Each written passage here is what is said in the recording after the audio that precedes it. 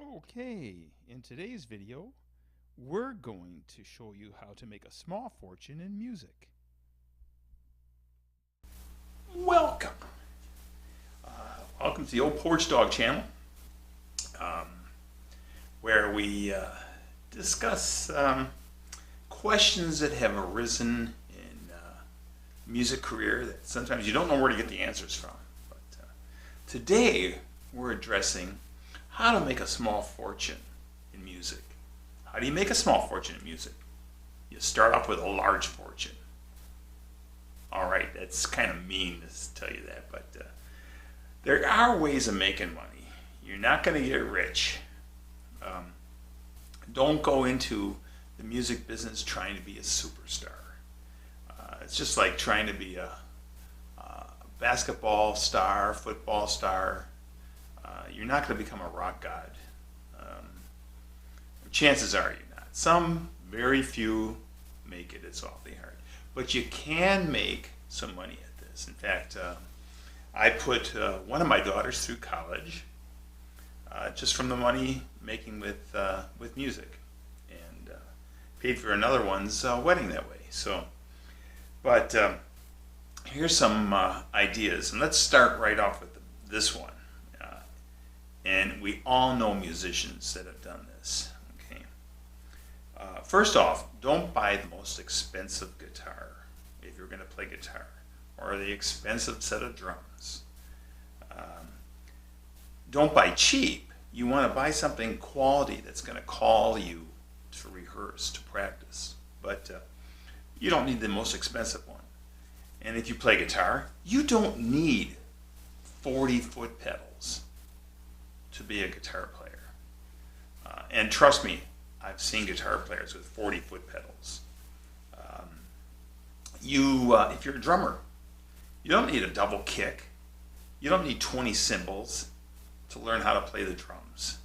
Okay.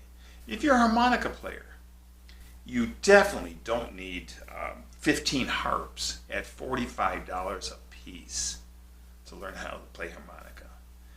Down the road, you can add them as you need them, but you don't need it to learn. And we all, I show pictures of one of my first bands, and everybody goes, man, I wish I had that Silvertone amp. Okay?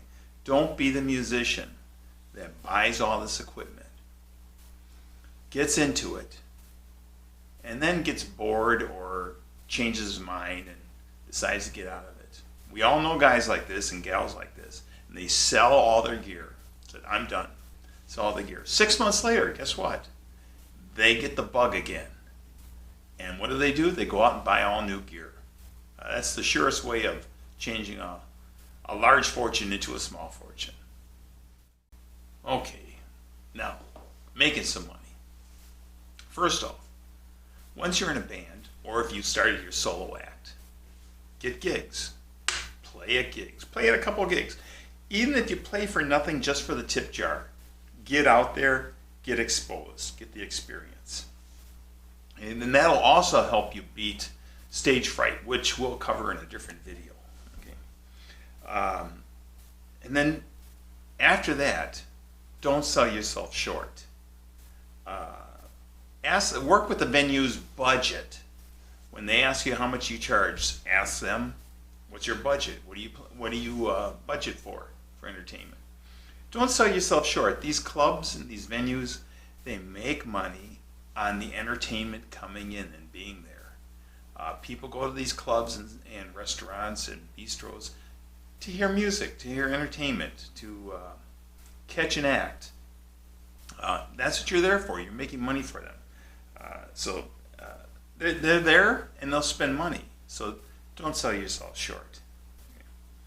Okay. Work off of their budget. Okay.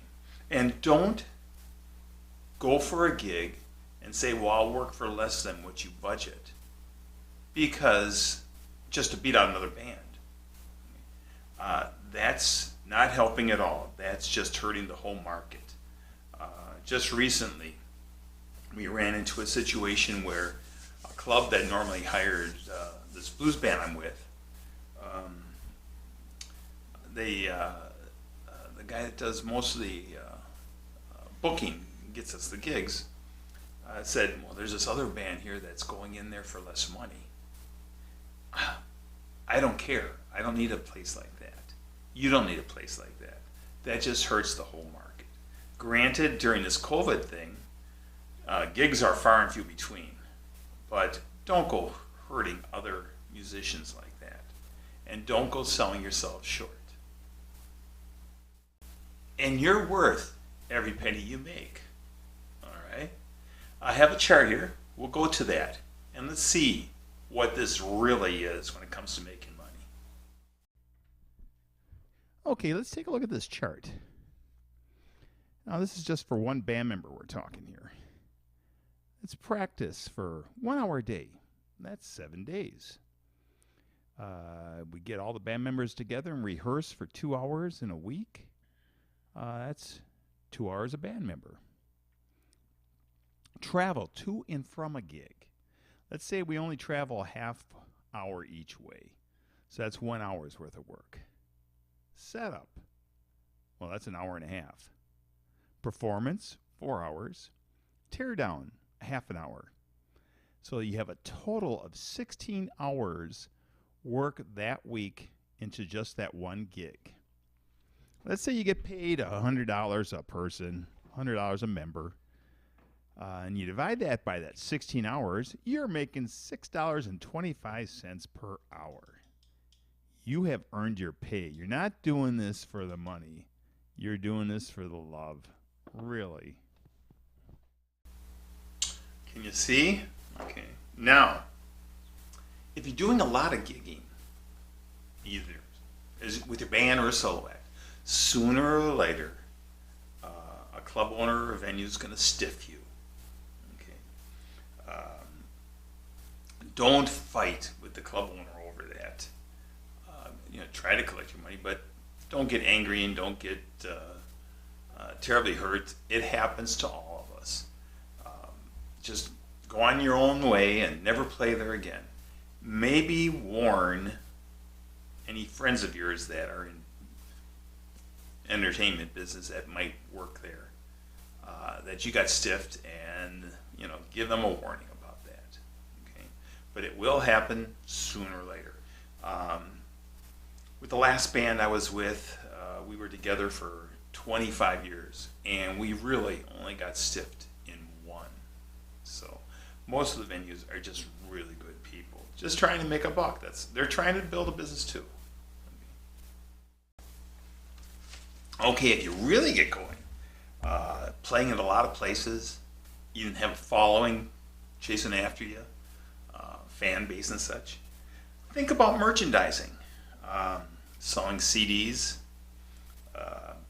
caps, t-shirts, whatever.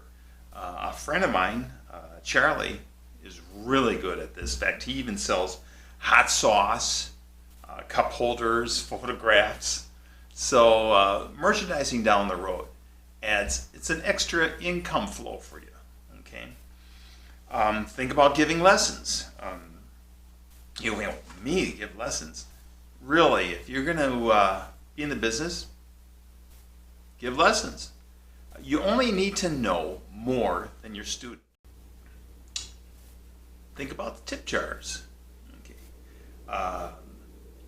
You don't have to call and ask for tips or whatever, but if you have a tip jar out there, they'll throw money in. If someone comes up and asks for a special song, you can do it right there. Wham!